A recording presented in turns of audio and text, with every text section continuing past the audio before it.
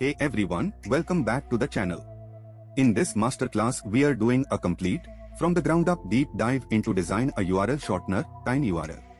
By the end of this video you'll understand it well enough to use it confidently in production and explain it clearly in an interview. If that sounds good, make sure you are subscribed and let's get started. Before writing a single line of code, understand why this problem is so instructive. A URL shortener looks trivially simple on the surface: take a long URL, return a short one, redirect visitors. But underneath that simplicity hides a dense cluster of hard engineering decisions that touch almost every layer of a production system. In 2006, Twitter was about to launch with a 140-character limit. A single New York Times article URL could consume 139 of those characters, leaving exactly one character for anything else. That absurd constraint forced the invention of URL shortening at scale, a category that now powers click analytics for Fortune 500 campaigns and wraps virtually every URL posted to social media. Strip away the simplicity and you find 5 hard requirements. Keys must be compact yet collision-free across billions of entries for a decade. Redirects must complete in under 50 milliseconds at the 99th percentile so users never notice the hop. The workload is overwhelmingly read-heavy, so every scaling decision is optimized for reads. Availability must reach 4 nines. And correctness is non-negotiable. A URL that resolves to the wrong destination breaks trust with every person who ever shared that link. Quick pause: if this is useful so far, drop a like, subscribe for a new masterclass every week, and share it with a teammate who would find it useful. Now, back to it. The system splits cleanly into 2 paths. The right path accepts a long URL, generates a unique short key, and persists the mapping. The read path receives a short key, checks a cache layer first, falls back to the database on a miss, and then issues an HTTP redirect to the original URL.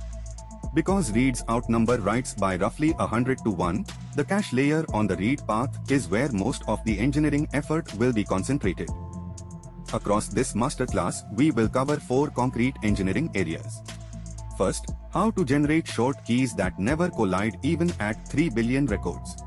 Second, why the choice between a 301 and a 302 redirect can silently destroy your analytics platform. Third, how to build a cache-first read architecture that handles 5,000 redirects per second without stressing the database. And fourth, how sharding and CDN integration let you scale horizontally as traffic grows. Before a single box is drawn, a great engineer locks down requirements. In an interview this signals maturity, in production it prevents building the wrong system entirely. We will work through functional requirements, non-functional constraints, and then translate them into concrete numbers. There are 5 functional requirements. The core loop is simple: accept a long URL, return a short code, and resolve it back on demand. Permanence is critical. A link posted in 2010 must still resolve in 2030. Custom aliases and analytics round out the feature set but drive real complexity in key generation and data pipelines. The non-functional requirements are where the real engineering lies. Sub 50 millisecond redirect latency at the 99th percentile is aggressive. It rules out slow database round trips on every hit. 4 nines of availability means the system must tolerate failure gracefully. Most importantly, the read-to-write ratio of up to 1,000 to 1 tells us this is a read-heavy system. That single fact will drive every major design decision we make. Starting with 500,000 new URLs per day and dividing by 86,400 seconds gives roughly 6 writes per second, a trivially small write load that a single Postgres instance handles with ease. Applying a 100 to 1 read ratio yields 50 million redirects per day, or about 580 reads per second on average.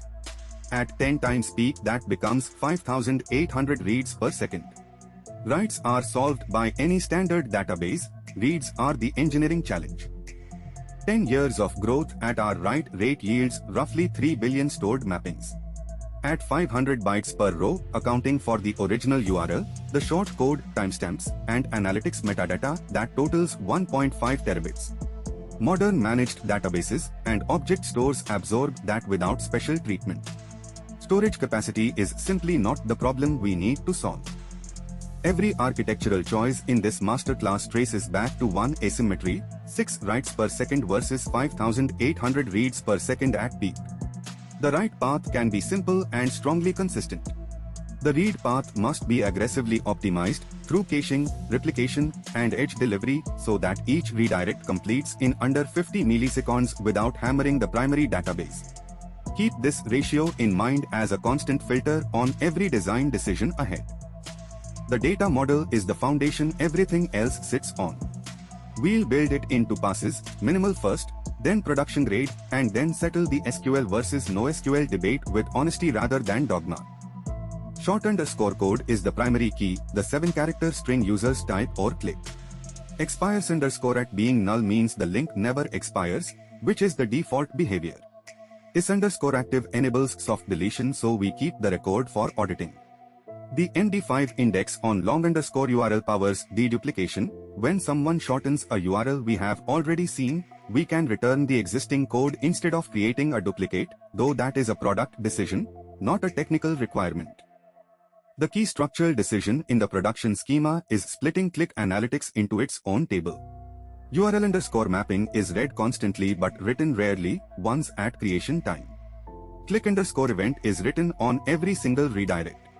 If both lived in the same table, high write analytics traffic would contend with high read redirect traffic on the same rows and pages. Separation gives each workload an independent access path and lets you scale them independently. URL_mapping sits on the low write, high read path. It is written once and then read millions of times. Click_event sits on the high write path, one insert per redirect. Keeping them separate means a sudden spike in redirect traffic does not degrade write throughput on click_event, and expensive analytics scans over click_event do not block the fast path reads on URL_mapping. PostgreSQL gives you strong consistency, easy analytics joins, and an ecosystem every engineer already knows. The only real limitation is horizontal write scaling, which requires sharding, but at 6 writes per second that problem does not exist yet.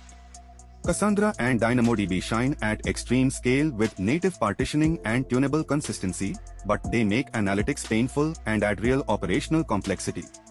Choose PostgreSQL for the interview, for a startup, and for most production systems until measured data proves you need something else. The first key generation strategy is hashing. We feed the long URL into a cryptographic hash function, take a slice of the output, and encode it into a short base 62 code.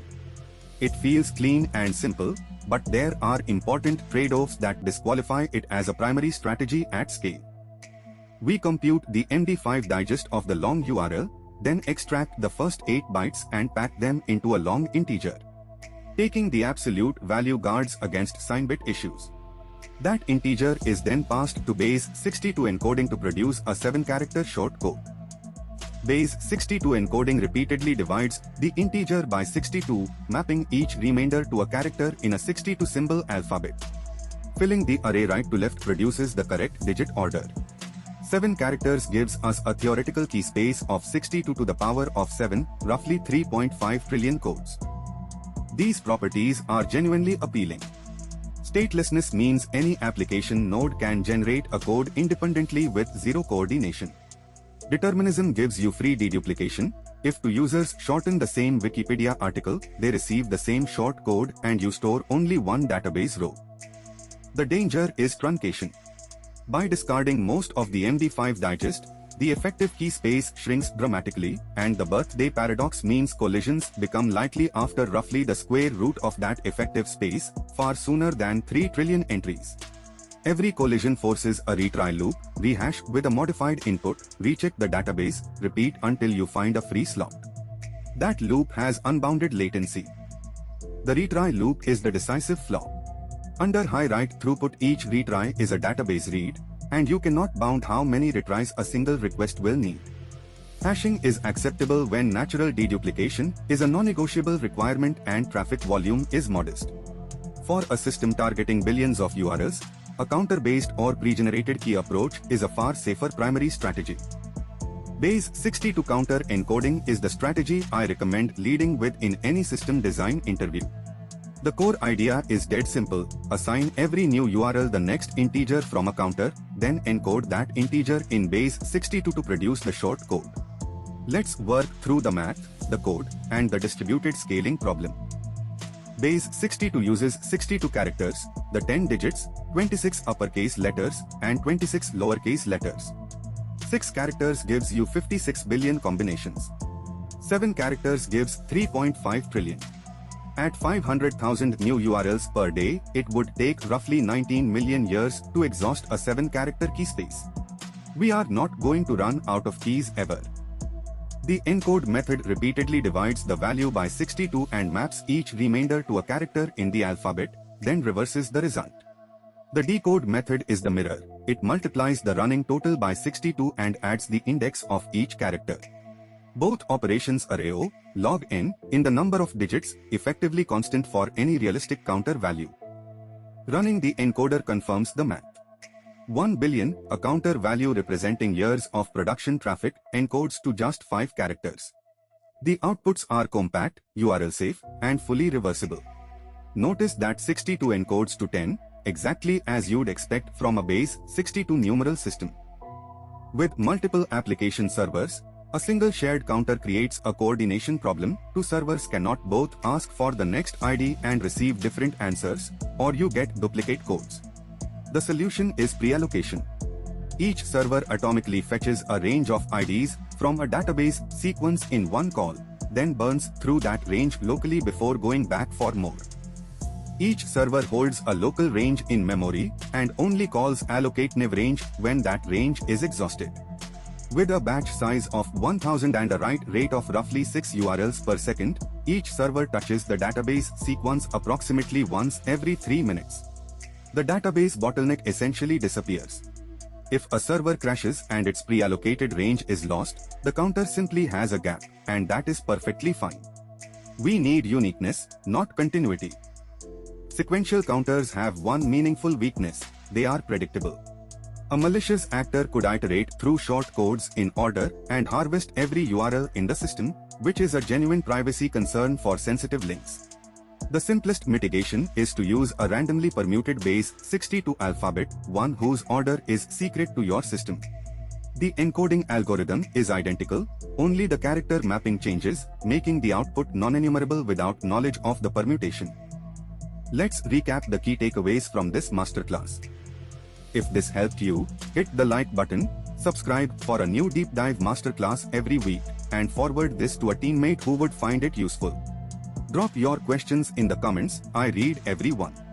See you in the next one.